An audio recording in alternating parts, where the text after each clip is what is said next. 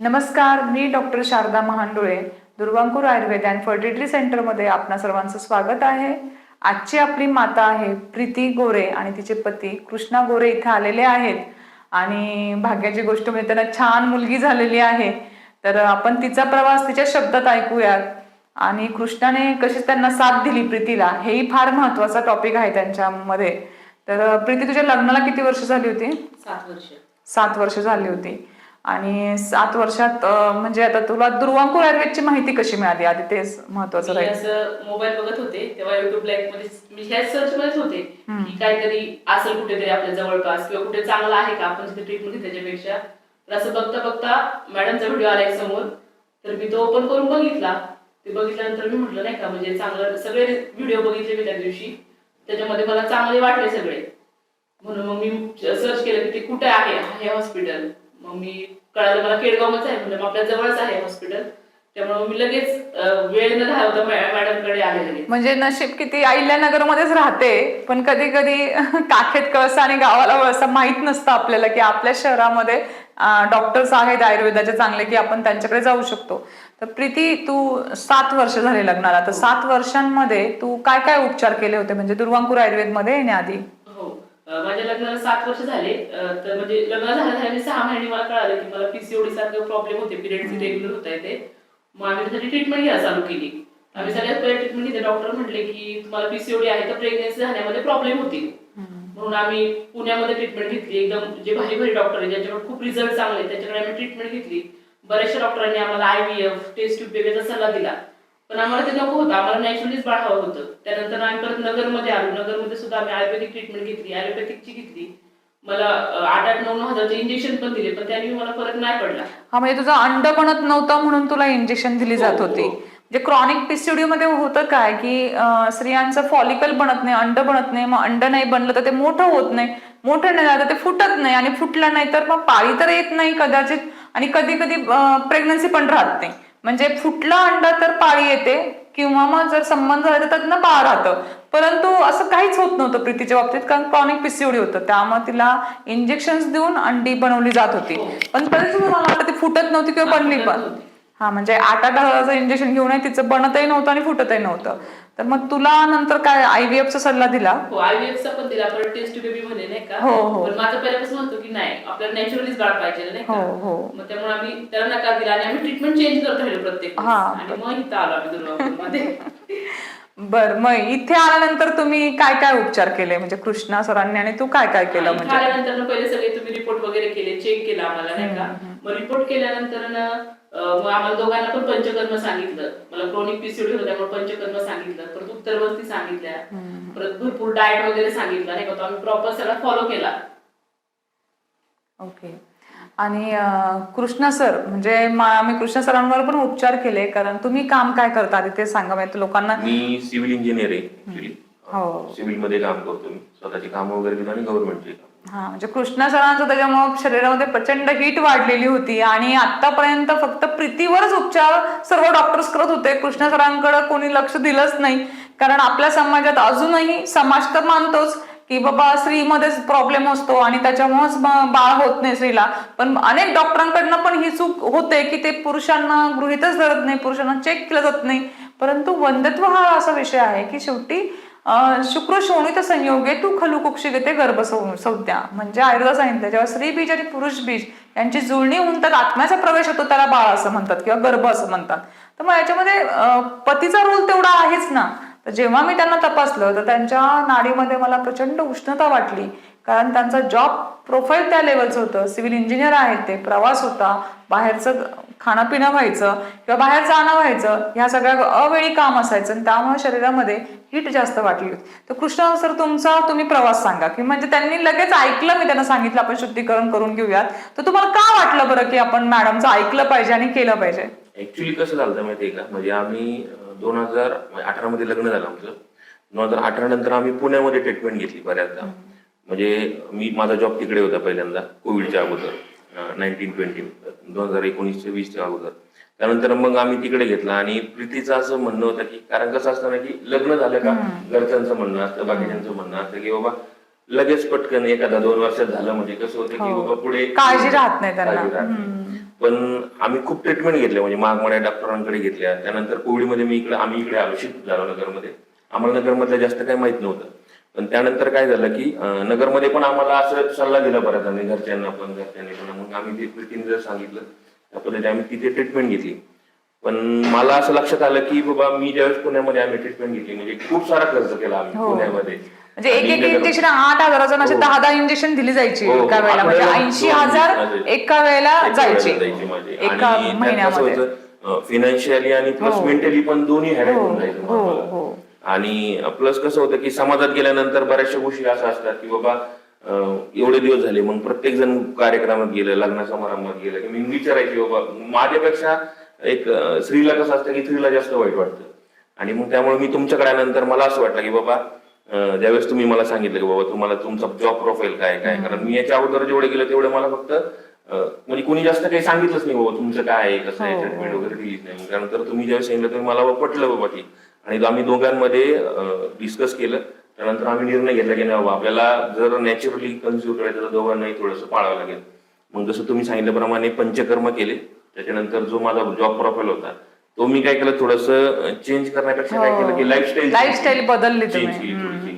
म्हणजे बाहेर फिरणं असेल किंवा खाण्यापाण्यामध्ये पथ्य पकडलं ते, त्याच्यामुळे मग थोडंसं पटकन रिझल्ट आला. आणि छान प्रकारे एकदम तुम्ही ज्या पद्धतीने जेवढ्या काही गोष्टी पाळल्या त्या फॉलो केल्या. मग असं वाटलं का मॅडम जे सांगतात, कारण बरेच रुग्ण ऐकत नाहीत होय की नाही आपल्या समाजात अजूनही असं नाही की फक्त अहिल्यानगरमध्येच, पुणे मुंबईमध्ये सुद्धा की माझ्या मिसेसवर ट्रीटमेंट करा मॅडम, माझा रिपोर्ट नॉर्मल आहे. बरेचसे पुरुष असं आहे ना की आपल्याकडे पुरुष प्रधान संस्कृती, त्यामुळे तुमच्याकडे जरी आले, जरी समजा तुम्ही त्यांना सांगितलं सल्ला की बाबा असं करायला पाहिजे, पण घरी गेल्यानंतर ते म्हणजे एक पुरुष प्रधान संस्कृती असल्यामुळे काय होतं की ते ऍक्सेप्ट करत नाही की ट्रीटमेंट घेईल म्हणून किंवा मला काही झालंय म्हणून बाबा असं. इगो थोडासा किंवा घरातले पण म्हणतात तुला काय गरज आहे असं, आणि मग ते घेत नाही आणि मग ट्रीटमेंट लांबली जाते किंवा स्त्रीला ब्लेम केलं जातं या बाबतीत. तर हे कुठेतरी चुकीचं आहे असं वाटतं का तुम्हाला? नक्कीच नक्की हे बदललं पाहिजे. हा, मग तुम्ही इतरांना काय सल्ला द्याल बरं म्हणजे बदलण्यासाठी? माझं तर एक स्त्रिया या बाबतीत पुढे येतात, पण माझा एक असा सल्ला आहे की बाबा पुरुषांनी यामध्ये जर पुढे आलं, कारण कसं असतं जर समजा जे अंडबीज तयार होतं स्त्रीमध्ये, जर समजा शुक्राणू त्यामध्ये जर मिळाले तर ऑब्व्हियसली त्याच्यामुळे तुम्हाला गर्भधारणा राहणारच नाही. त्यामुळे पुरुषांनी पण या बाबतीत जर समजा तुम्हाला काही, आणि असं कुठलीही बाबत नाही की म्हणजे मॅडमकडे बरेचसे पेशंट आहेत असे की ज्यांची शुक्राणू सुद्धा काउंट करी नसतो, तर त्यांचे पेशंट सुद्धा एकदम चांगल्या प्रकारे नीट होतात. तर माझा असं सगळ्या पुरुष वर्गाला असं सल्ला राहील बाबांनो तुम्ही आधी पुढे या, तर तुमचं काहीतरी मी तुम्हाला जर खरंच बेबी लागत असेल तर तुम्ही 100% पुढे आलं पाहिजे, तर याच्यामध्ये तुम्हाला आणि लवकर रिझल्ट येतो. लवकर ट्रीटमेंट लांबली जाते तर बऱ्याच वेळेला पुरुष करतच नाहीत उपचार आणि त्यामुळे पण लांबले. नाही मॅडम, म्हणजे आम्ही अक्षरशः 7 वर्ष वेट केला होता, आणि अक्षरशः तुमच्याकडे आल्यानंतर आम्ही म्हणजे प्रीतीने झालं, मी झालं, व्यायाम असेल बाकीच्या गोष्टी असेल, आम्ही हार्डली आम्हाला 3 वर्ष, आणि आम्ही असं धरून चाललो की नाही बाबा 1 वर्ष आम्हाला काही नाही झालं तरी चाललं, कारण आम्ही एवढे दिवस वाट बघितली ना 7 वर्षभर, आम्हाला 1 वर्षभर थांबायला सुद्धा काही वाटत नव्हतं. ज्यावेळेस पण 3 महिन्यानंतर आम्हाला रिझल्ट आला, म्हणजे तो एक मिरेकल होता, ते अद्भुत. म्हणजे आम्ही, आणि त्यात माझं ऑपरेशन पण एक थोडंसं मला डिटेक्ट झालं होतं थायरॉइड, त्यामुळे मग ते आमच्या एक दुःखामध्ये आम्हाला एक चांगला भेटला होता, सुख भेटलं होतं. छान झालं, आणि बाळ पण खूप गोड आहे. ज्या क्षणी तुझ्या बाळाचा जन्म झाला, म्हणजे परी ना, तिचं नाव काय ठेवतो, माऊचा जन्म झाला, तो क्षण तुमच्या दोघांसाठी काय होता?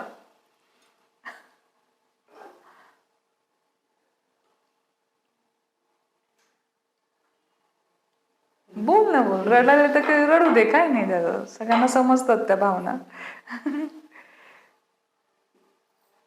ज्यावेळेस माझं सीझन चालू होतं ना, तर मॅडम सारखं म्हणायच्या तुला काय पाहिजे, मला मुलगी पाहिजे.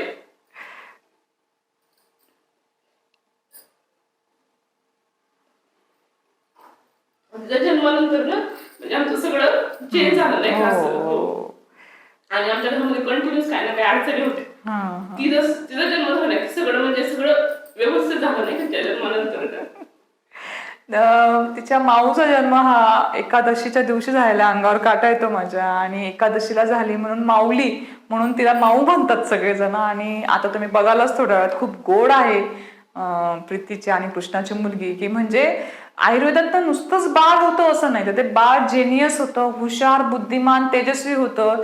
तिची स्किन, तिचे डोळे, म्हणजे आई वडिलांपेक्षा एकदम ती म्हणजे म्हणजे ते तर चांगले आहेतच, नो डाऊट, छोटे त्यांचंच बाळ आहे ते, पण म्हणतो ना, एक स्किनचा कलर असू द्या, डोळे असू द्या, एकदम असं ते बाळाकडे बघूनच वाटतं की खूप तेजस्वी बाळ आहे. म्हणजे देव छप्पर फाडके देत आहे, नाही का, भगवान देत आहे तर छप्पर फाडके देत आहेत. उशिरा झालं 7 वर्षांनी, पण बाळ खूप गोड झालं प्रीतीचं. तर प्रीती, तुला म्हणजे असं काय, म्हणजे समाजात महिलांना खूप त्रास सहन करावा लागतो, हो ना, त्यासाठीच मी इथे हे सगळं गर्भिणी प्राश, च्यवनप्राश, आपल्या सखी प्राश बनवले की बाबा कुठून तरी त्यांना बाळ व्हावं, आणि हे संशोधन आज लोकांपर्यंत पोहोचणं फार गरजेचं आहे.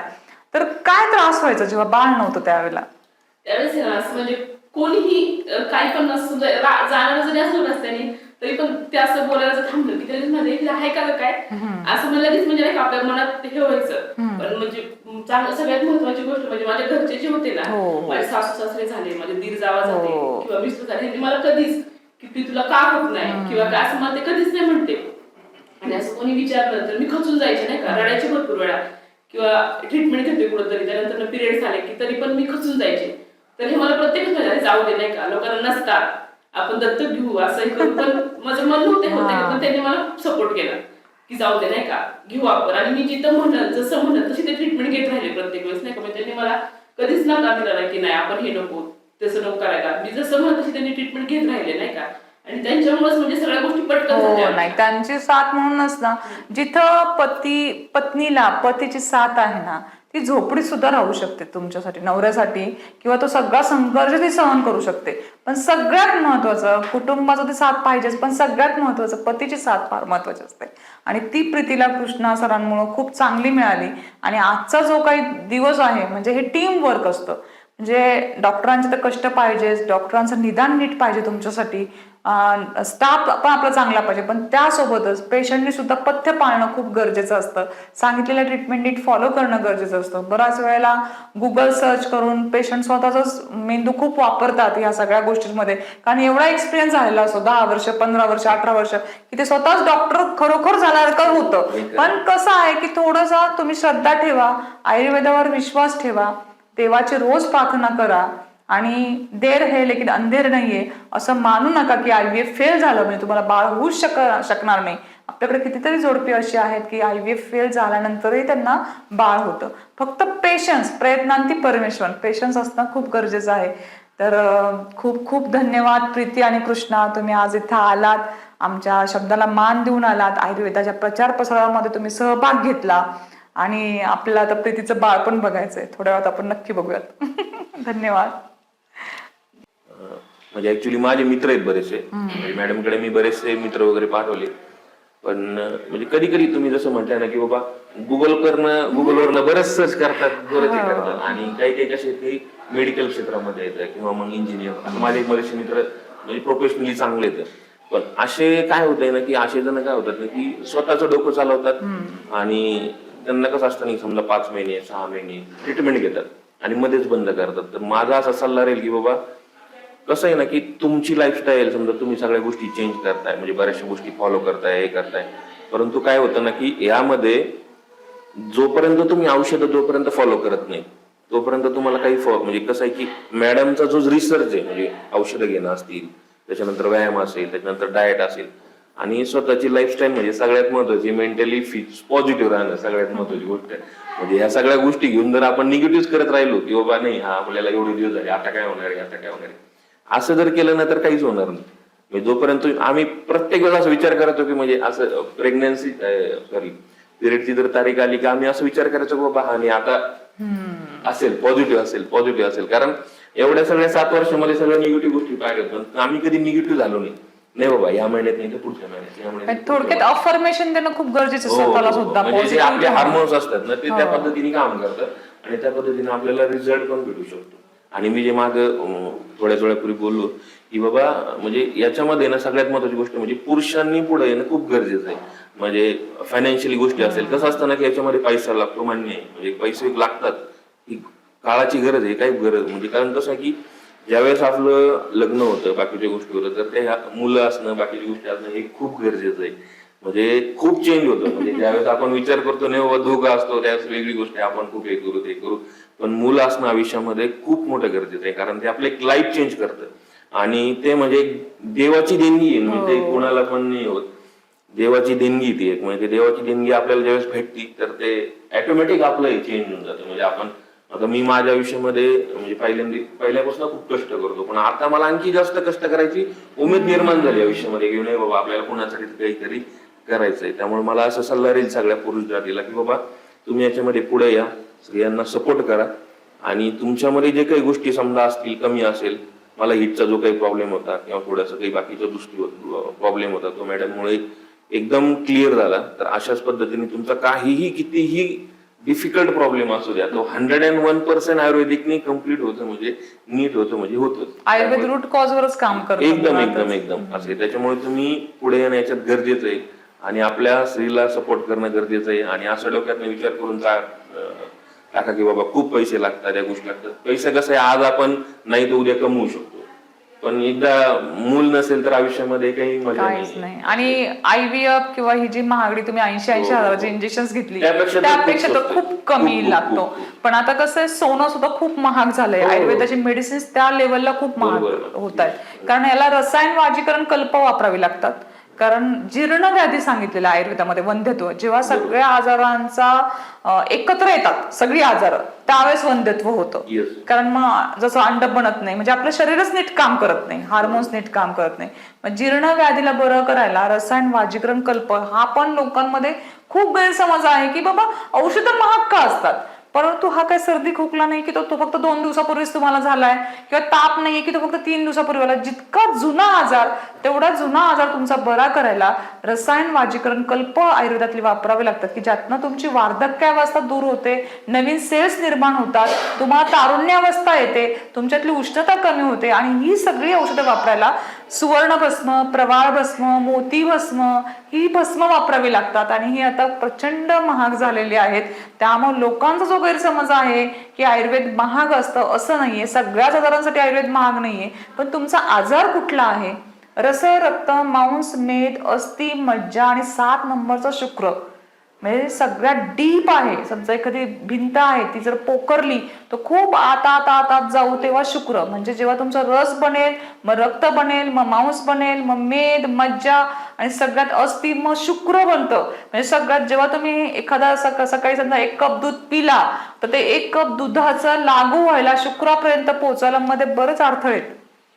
त्याच्यामुळे शुक्र बनत नाही किंवा स्त्रियांचं अंड बनत नाही. मग ह्या सगळ्या गोष्टींना व्यवायी होण्यासाठी आपल्याला म्हणजे प्रवाळ भस्म, सुवर्ण, मोती भस्म, कपर्दिक भस्म ही भस्म वापरावी लागतात. आणि याच्यात काय झालं ना, मला आणखी एक फायदा असा झाला की माझ्या याच्यामध्ये ना, म्हणजे मला ऍसिडिटीचा, तुम्ही जसं बोलले की उष्णतेचा त्रास होता, मला ऍसिडिटी सारखी व्हायची. म्हणजे साधा मी हॉटेलला जेवण केलं ऍसिडिटी व्हायची, जळजळ होऊन जाणार. पण मॅडम तुम्हाला सांगतो, म्हणजे मी आज जवळजवळ आता माऊ झाल्यापासून 1 ते 1.5 वर्ष झाले, तर मला ऍसिडिटी नावाचा प्रकारच झाला.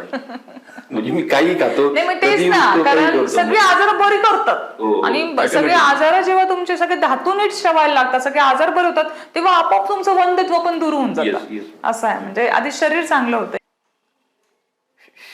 त्यांच्या गर्भसंस्काराची पण ट्रीटमेंट होते पूर्ण.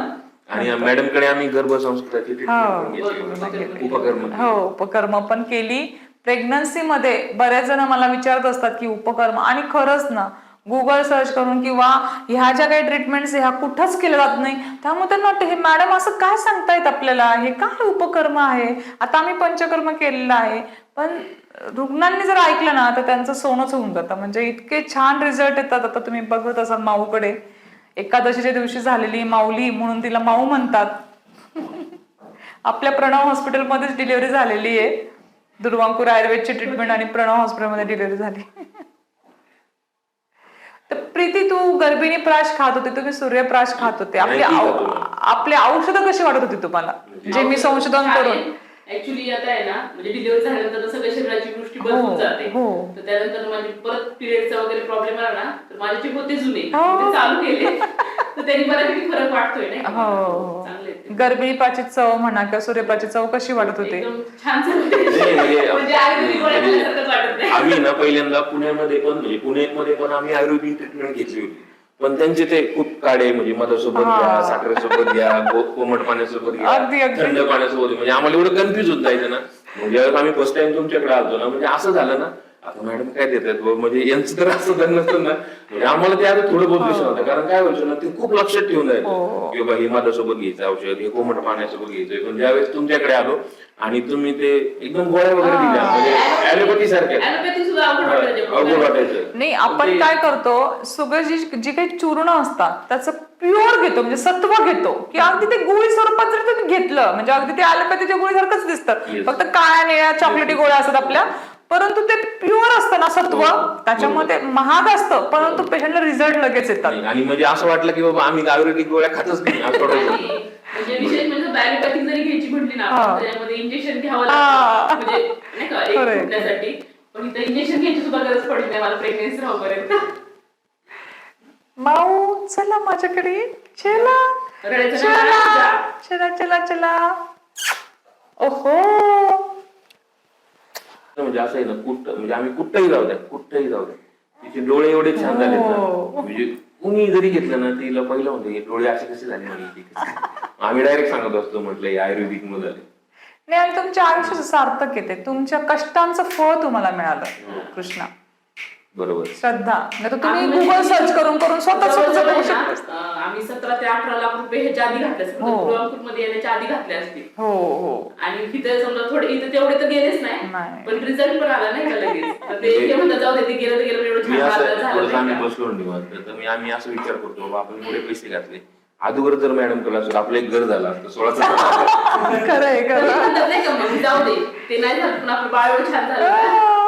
ते म्हणले ना, म्हणजे just तिच्यामुळे आता बसण्यामध्ये. परत कमवायला लागलो. म्हणजे मला एक जाणीव असते की आता बाळ आपलं घरी वाट बघते किंवा तिच्या भविष्यासाठी करायचंय. एक जीवनाला अर्थ, अपूर्ण कुटुंब पूर्ण होऊन नाही, जातं. याच्यानंतर आम्ही ना तर जास्त विचार नव्हतो करत. हो, बाबा हो. काय आलं झालं, गेलं तर गेलं. हा हा.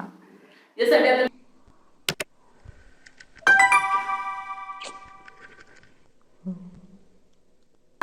टाटा या आता ते. टाटा. टाटा करा, बाय करा.